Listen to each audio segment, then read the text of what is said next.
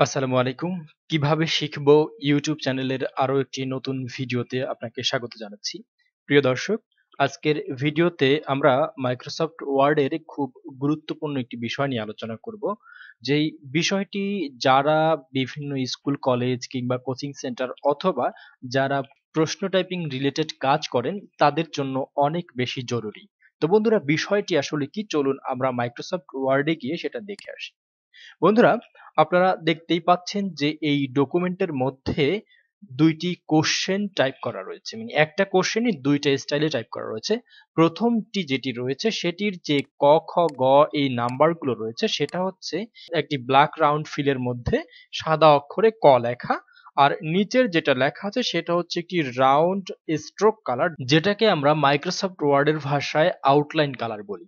যেমন এই যে রাউন্ড একটি আউটলাইন ব্ল্যাকের মধ্যে কালো অক্ষরেই ক অক্ষরটি লেখা।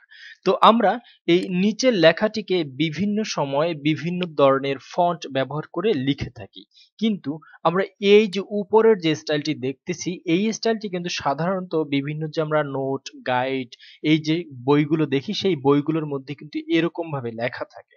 তো আমি আজকে মূলত দেখাবো যে এইভাবে ফিলের মধ্যে সাদা অক্ষরে ক লেখা, এটা অ্যাকচুয়ালি কিভাবে লেখে, এটাই মূলত আজকের ভিডিওতে আমি দেখাবো। তো বন্ধুরা, চলুন আর কথা না বাড়িয়ে আমরা মূল ভিডিওর দিকে অগ্রসর হই। বন্ধুরা, আমাদের এই নাম্বারগুলোকে বা আমাদের ক খ এই যে লেটারগুলোকে রাউন্ড শেপের মধ্যে নেওয়ার জন্য আমরা ছোট্ট একটি সূত্র ব্যবহার করব। এই সূত্রটা আমরা ব্যবহার করার জন্য সর্বপ্রথমে যে কাজটি করব সেটি হচ্ছে আমাদের কিবোর্ড থেকে কন্ট্রোল বাটনটির সাথে F9 বাটনটি প্রেস করব। কন্ট্রোলের সাথে F9 বাটন প্রেস করলে আমাদের সামনে ঠিক এরকম একটি অপশন চলে আসবে, অর্থাৎ এখানে একটি ফিল অপশন আসবে যেটার মধ্যে আমরা দুইটি সেকেন্ড ব্র্যাকেটের মাঝখানে আমাদের কার্সরটি আমরা দেখতে পারবো। তো এরকম আসার পরে আমরা এখানে মূলত আমাদের যে সূত্রটি সেটি লেখা শুরু করব। তো আমাদের সূত্রটি হচ্ছে, প্রথমে আমরা লিখব ইকিউ, লেখার পর আমরা একটি স্পেস দিব। স্পেস দেওয়ার পর আমরা এখানে একটি স্ল্যাশ চিহ্ন ব্যবহার করব। তো বন্ধুরা, আমরা জানি যে আমাদের স্ল্যাশ চিহ্ন হচ্ছে দুটি। তো একটি হচ্ছে প্রশ্নবোধক চিহ্নের মধ্যে, আরেকটি হচ্ছে আপনি দেখতে পাবেন যে আমাদের বিসর্গ যে চিহ্নটি রয়েছে সেই চিহ্নটির মধ্যে। তো আমরা এই বিসর্গ চিহ্নটির মধ্যে যে স্ল্যাশটি রয়েছে, অর্থাৎ বাম দিক থেকে ডান দিকে নিচু, এই স্ল্যাশটি আমরা ব্যবহার করব। এই স্ল্যাশটি ব্যবহার করার পরে আমরা এখানে একটি ও লিখব, ছোট হাতের ও। ও লেখার পরে আমরা এখানে একটি ফার্স্ট ব্র্যাকেট নিয়ে আসব। ফার্স্ট ব্র্যাকেট নিয়ে আসার পরেই আমাদের মূলত কাজ। এখানে আমরা এই যে ফিল কালারটির মধ্যে আমরা প্রথমে দেখলাম যে এই যে ফিল কালারটির মধ্যে তারপরে ক অক্ষরটি, তো এই ফিল কালারটি মূলত হচ্ছে একটি সিম্বল। এই সিম্বলটা আনার জন্য আমরা ইনসার্টে যাব। ইনসার্ট থেকে আমরা সরাসরি একদম ডান দিকে এসে এই যে সিম্বল এরিয়া রয়েছে সেখান থেকে এই সিম্বলটি ব্যবহার করব। তবে এই সিম্বলটি কোথায় আছে সেটা আমরা কিভাবে বের করব? এই সিম্বলটি আমরা এই সিম্বল অপশনে ক্লিক করার পরে মোর সিম্বলে যাব, তারপরে এই যে এখানে ফন্ট অপশনটি রয়েছে এখানে আমরা এই ফন্টের মধ্যে WING-2 এই যে ফন্টটি রয়েছে এই ফন্টটি আমরা ব্যবহার করব।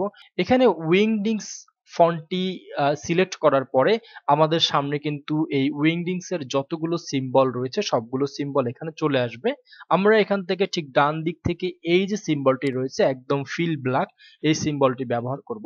তবে এই সিম্বলটি যদি আপনি খুঁজে না পান তাহলে আর চিন্তার কোনো কারণ নেই, আমি সিম্বলটি ডিসক্রিপশন বক্সে দিয়ে দিব, সেখান থেকে আপনি কপি করে ব্যবহার করতে পারবেন। তো আমি এখান থেকে সিম্বলটিকে ইনসার্ট করলাম। তো সিম্বলটি ইনসার্ট করার পরে আমরা এখানে একটি কমা দিব।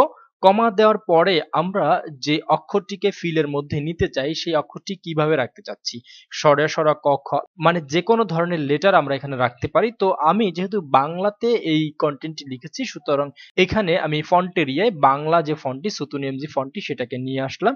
নিয়ে আসার পরে আমি এখানে ক লিখলাম। ক লেখার পরে আমরা এখানে ব্র্যাকেট ক্লোজ করে দিব। আমাদের মোটামুটি সূত্র দেওয়া কমপ্লিট। কিন্তু এখানে একটি বিষয় আছে, যেহেতু আমার এই ফিল্ডটি ব্ল্যাক কালার, আমার অক্ষরটিও যদি ব্ল্যাক কালার হয় তাহলে আমরা ব্ল্যাকের উপরে ব্ল্যাকটা দেখতে পারবো না। সুতরাং আমরা এই যে ক অক্ষরটি সেটির কালারটা চেঞ্জ করে সাদা করে দিব। এই ক এর অক্ষরটি সাদা করলে আমরা এই যে ব্ল্যাক যে ফিল্ডটি রয়েছে সেটার উপরে যখন ক অক্ষরটি আসবে সেটা আমরা খুব সুন্দরভাবে দেখতে পারবো। যেহেতু আমাদের এখানে এই সূত্রটি দেয়া কমপ্লিট, তো এখন আমাদের কাজ কি? এখন আমাদের কাজ হচ্ছে আমরা অল্টার বাটনের সাথে জাস্ট F9 বাটনটি প্রেস করব। তো আমার যেহেতু এখানে অলরেডি এই সূত্রগুলো ব্যবহার করা আছে, সুতরাং এই সকল সূত্রগুলো এখানে ওপেন হয়ে গেছে। সুতরাং এই সূত্রগুলোকে আমরা আবার নরমাল ফন্টে নিয়ে আসার জন্য আমরা আবার অল্টারের সাথে F9 বাটনটি প্রেস করব। তাহলে দেখেন বন্ধুরা, ম্যাজিকের মতন আমার এই যে অক্ষরগুলো, সেই অক্ষরগুলো কিন্তু সাদা কালারের ফন্টে সুন্দর একটি রাউন্ড অপশন চলে আসছে। তো আশা করি বন্ধুরা, যারা বিভিন্ন ধরনের স্কুল, কলেজ, কোচিং সেন্টার কিংবা বিভিন্ন ধরনের বই টাইপিং এর কাজগুলো করে থাকেন, তাদের জন্য এই কাজটি অনেক বেশি উপকারে আসবে। আর যদি আমার এই ভিডিওটি দেখে আপনি সামান্য পরিমাণ উপকৃত হয়ে থাকেন, তাহলে অবশ্যই আপনার সুন্দর একটি মতামত দিয়ে যেতে ভুলবেন না। আর আপনি যদি আমার চ্যানেলে নতুন হয়ে থাকেন, তাহলে অবশ্যই আমার চ্যানেলটিকে সাবস্ক্রাইব করবেন।